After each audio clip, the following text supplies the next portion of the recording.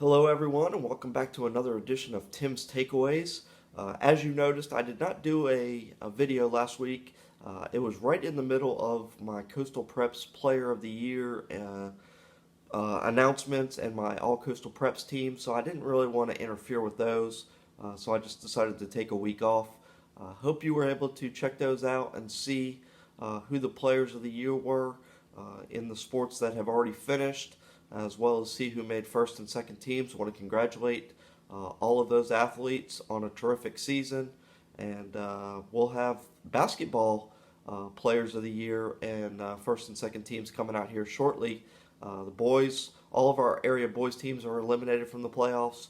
We still have one girls team left. I'll get to them in just a little bit. But as soon as both seasons are finished, it'll probably take me about a week to get some photos taken, and then I'll be releasing those teams, so you can be on the lookout for those over the next couple weeks.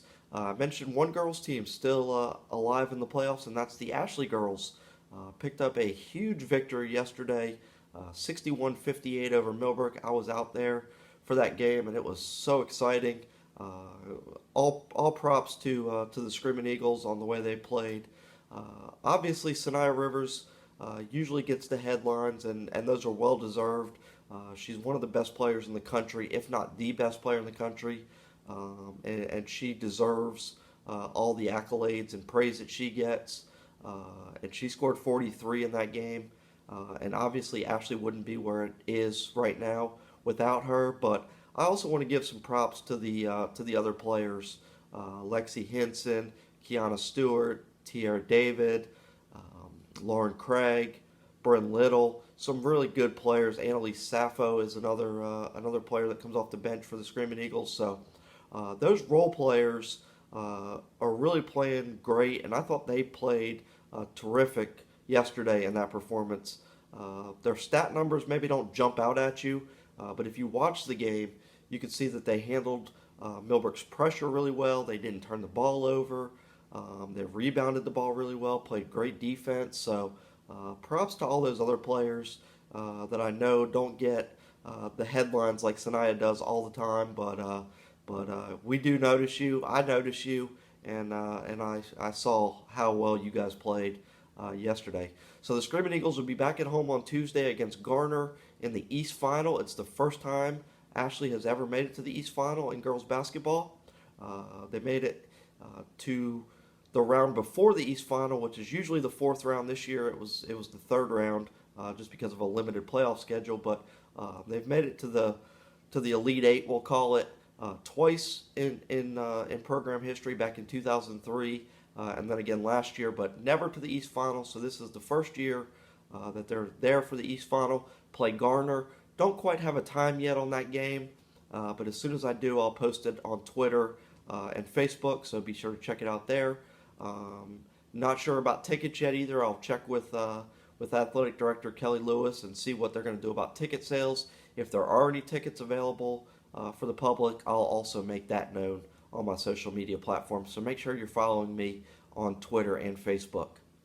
Move over to some football now. We had week one of the football season was Friday night, and I was over at Legion Stadium for the Hoggard New Hanover game.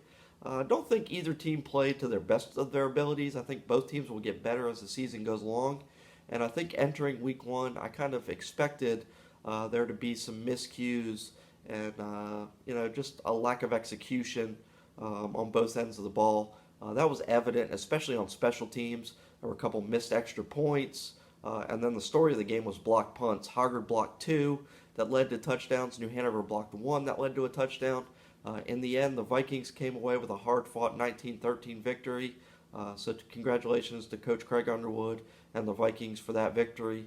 And we'll see if they can build upon that and try to get into contention for a Mid-Eastern Conference championship. Two teams that I thought, although I didn't see them, just going back and watching film and then talking to coaches, I thought played extremely well were West Brunswick and Topsail. West Brunswick went on the road and got a 26-0 victory over Ashley, led by a dominant defense. Carter Wyatt, middle linebacker. If you haven't heard his name yet, you will over this year, and then also next year he's only a junior. and he's, to me, probably the best college prospect in this area. I think he's got a bright future, and he had 13 tackles in that game.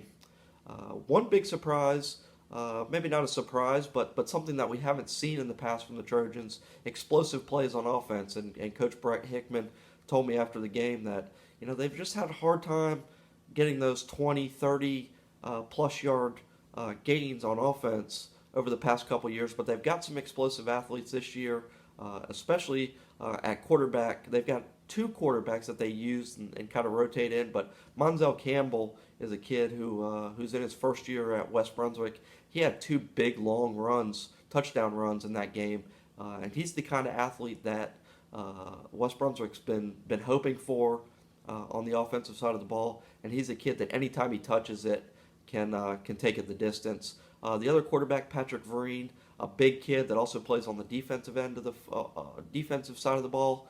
He threw a touchdown pass. He's probably the better passer of the two. So two really good quarterbacks for West Brunswick, along with that stout defense.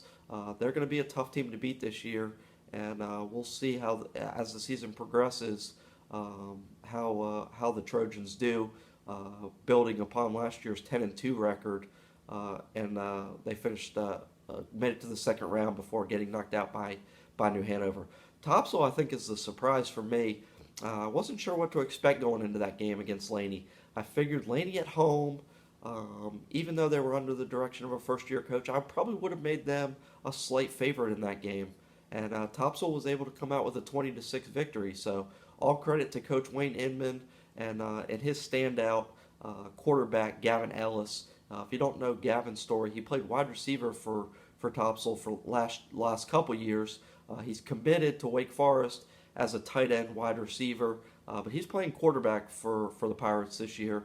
Great arm, can really run the ball, and he accounted for all three of their touchdowns in that 20-6 victory. Topsail's defense also played really well. Laney's trying to spread defenses out and really throw the ball this year, and Topsail did a great job of handling that and allowing only the one touchdown, and that came late in the game.